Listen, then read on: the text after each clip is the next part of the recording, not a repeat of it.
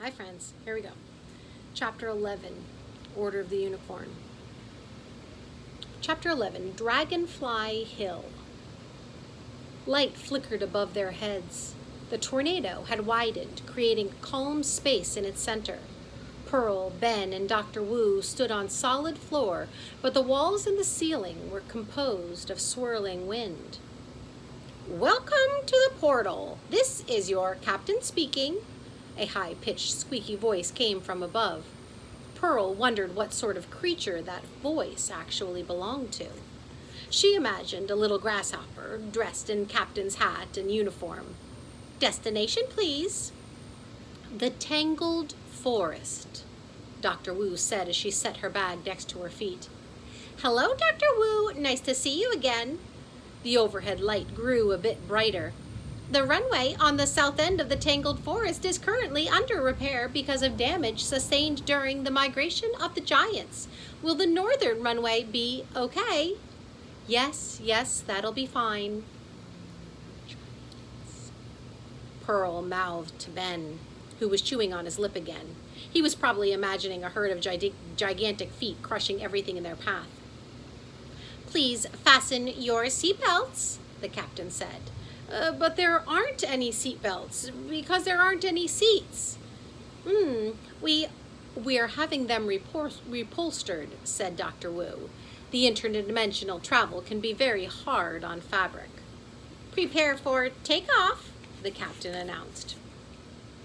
Takeoff was the part of the portal that Pearl did not like. The last time she traveled in the portal, it seemed like her insides were being scrambled. Was that how it felt to be on an airplane? Pearl had never been on an airplane. In fact, she had never traveled much outside of Buttonville. A rumbling noise arose and the engine revving its motor. Pearl braced herself, stiffening her legs and holding her arms out for balance. There were no windows in the walls of swirling wind, so she couldn't watch the houses grow smaller or the forest disappear as they headed into the clouds. Suddenly, the portal began to move in every single direction at once, just like in the training movie. Maybe not having windows was a good idea, because Pearl wasn't sure if she was upside down, sideways, or inside out. Ben groaned. Pearl closed her eyes, and just when she thought she might break into 1,000,000 pieces, everything went still and quiet. She opened her eyes and wiped her sweaty palms on her basketball shorts. Are we there yet?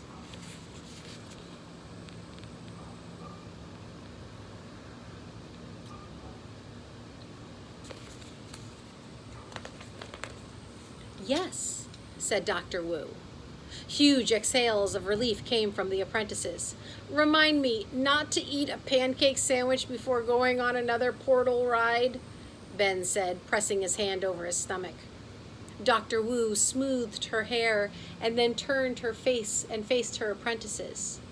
Listen very carefully. Before we step into the imaginary world, there are a few important safety rules. Do not eat anything without checking with me first. Do not touch anything without checking with me first. And the most important rule of all, do not make any unnecessary noises. So we won't disturb the unicorns? Pearl asked. So we won't disturb other things? The word echoed through the portal. Ben scratched behind his ear. What do you mean, so we don't wake other things? Are we going to run into another Kelpie? Dr. Wu picked up her medical bag. Well, Ben, one never knows. An exit light illuminated. Welcome to the Tangled Forest. We would thank you for flying with us today, the captain said. We hope you will choose the portal for your next interdimensional journey. Please refrain from pushing as you disembark. One never knows? Ben whispered to Pearl as they followed the doctor. She should know. Don't you think? It is her job. Pearl wasn't worried about not knowing. She didn't mind surprises as long as they didn't want to eat her for breakfast. She stepped through the portal's windy exit, hoping she wouldn't be disappointed.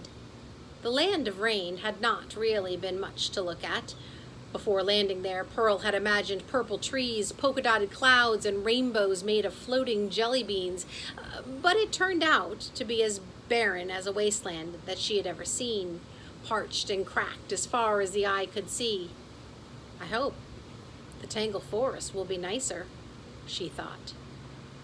The wind swirled around and around. I can't see anything, Pearl complained, her hair flying. She took a few more steps. Then the portal disappeared. The wind blew away, and Pearl took a long, deep breath.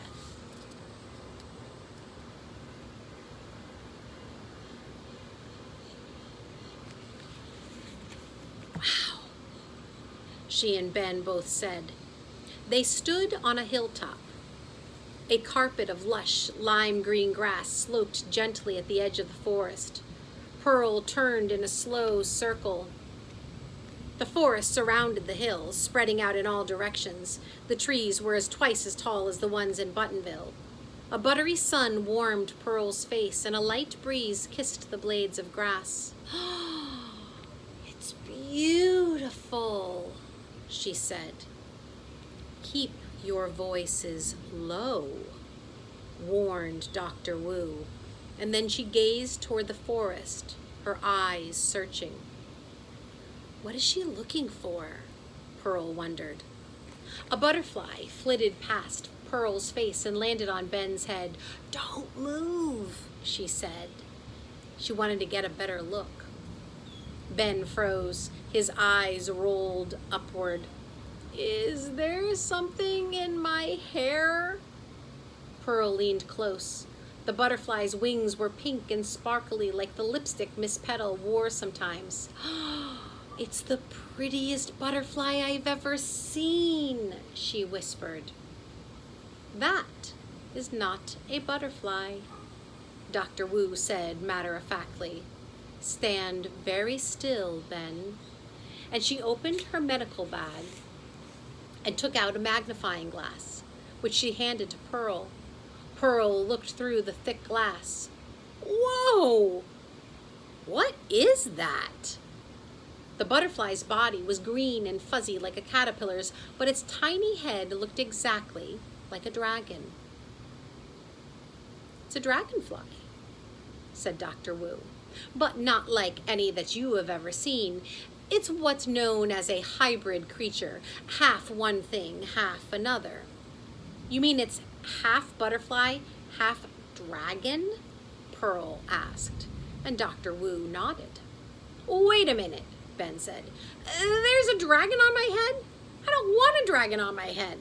What if it spits fire and burns off all my hair? That is a possible outcome. Dr. Wu aimed her fingers and with expert precision flicked the critter from Ben's hair. It flew away and then sat on the grass, her legs crisscrossed and her hands resting in her lap. We must wait for permission to enter the Tangled Forest, for it is a sacred place. Who's going to give us permission? Pearl asked, setting the magnifying lens into the bag.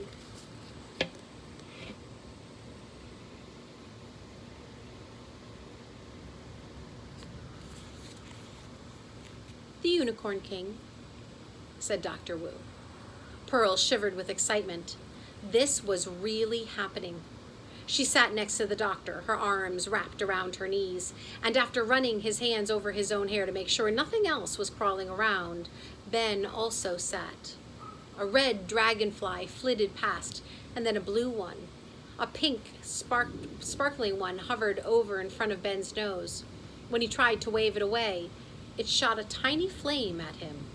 Pearl giggled. So, how long do we have to wait? Ben asked, rubbing his nose. Dr. Wu turned her face toward the sun and closed her eyes. Unicorns cannot be rushed. They do everything at their very own pace. Pearl sighed. She hated waiting. Her legs felt twitchy and she wanted to run down the hill and explore the forest. Maybe the Unicorn King would let her ride on its back. A big stream of questions began to flow through her mind, but she remembered Dr. Wu's comment about quality, not quantity. So she focused on the one question which stood out above all others. Dr. Wu, would you please tell us about Maximus Steele? Dr. Wu opened her eyes. Yes, yes. I think this is a good time to tell you his story. Chapter 12.